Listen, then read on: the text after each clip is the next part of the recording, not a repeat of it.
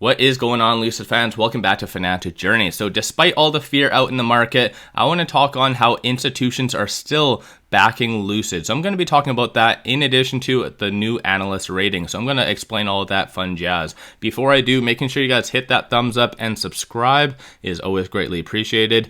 In addition to that, if you guys are looking for a very good broker with a lot of analyst ratings, definitely take a look at Interactive Brokers, link in the description below or also the comments. Click on the link, play around, has a lot of good information. But with that though, let's get right to it. So like I said, there is a lot of fear largely brought on because of the CPI data.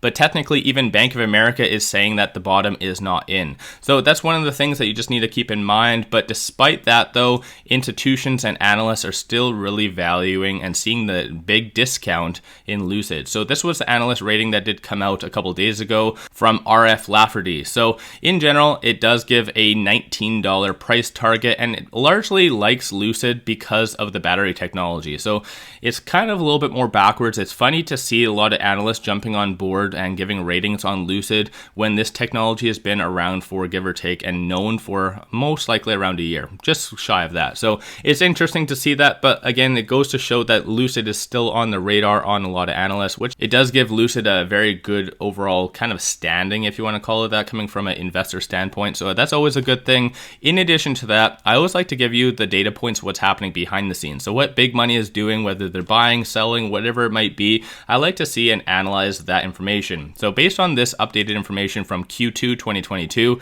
it does look like, based on all the 13 Fs, there was 33.39 million call options purchased. That was an increase of 11% or 12% from the quarter prior. That is a very, very big deal. And 7.13 million from just hedge funds alone. And that is up 42% from the quarter prior. So when it comes to it though, institutions are backing Lucid behind the scenes, especially with call options. That definitely shows a huge upside potential is assumed, whether it be in the short term or long term, but clearly calls are a very bullish sign overall behind the scenes. Like I said, there's a lot of fear out in the market, largely brought on because of CPI data, production, whatever floats your boat, whatever you want to talk about. There's a limited amount of fear out there, but still, there's big money buying. And not only that though, I like to see what happens on the dark pool. So I've been really monitoring this as I've been showing you guys in videos. So as of right now, the market just opened, so not too many purchases today, but there's been a growing trend that has been happening after hours. And so you can see fairly large transactions. So hypothetically, even outside of that though, big money is really backing up the bus. So you can see all these transactions just from yesterday. So a lot of big money, like I always say, is really backing up the bus. And like I said, there's been a growing trend of large orders after hours. So 1.22 million and 3.38 million. A lot of people like to say that is shorts covering their positions, but that isn't the case. I really look at short interest because I do use that as a very big benchmark as well. So it's not shorts covering their positions. It's plain and simple. It's just institutions physically buying. So that's always seen as a very good thing. But over and above that though, I just wanted to go over what Jim Cramer recently said. I know it's a little bit more hit and mix, and I've used him in the past for both positive and negative stances, but he's recently said something that I think really hits home and what a lot of investors really need to do. So we all know yesterday was a bloodbath in the market. He does say that he's not selling, and in reality,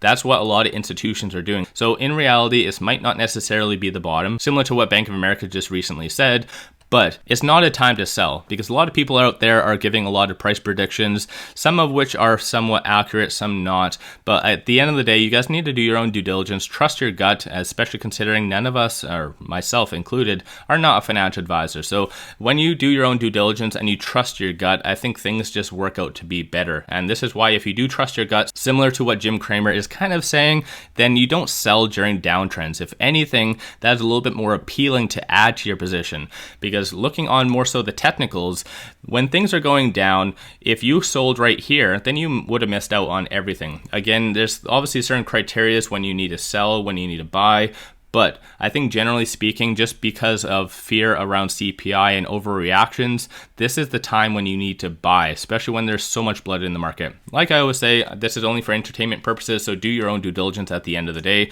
There's one final thing I just wanted to pop over and explain to you and show you, and this is on Interactive Brokers. Like I said, that we did recently get a new rating, but I just want to give you a good encumbering and thought of the other ratings that we do have. So outside of the recent one from RF Lafferty, there's also Citibank, CFRA, and you can see that the price targets are fairly high. So you see $19.28, $18.36. So it goes to show that we can easily get up, and basically what a lot of analysts see in us is that we should be higher. The only one who actually does think that we are and should be lower is Morgan Stanley, aka Adam Jonas, who is basically still saying the $12 price target. He did get fairly close. I know there was some cases and some people were saying Adam Jonas might be actually right. So hopefully that doesn't work out to be the case, but given the circumstances of what is happening in the market, I think Lucid is holding very strong support.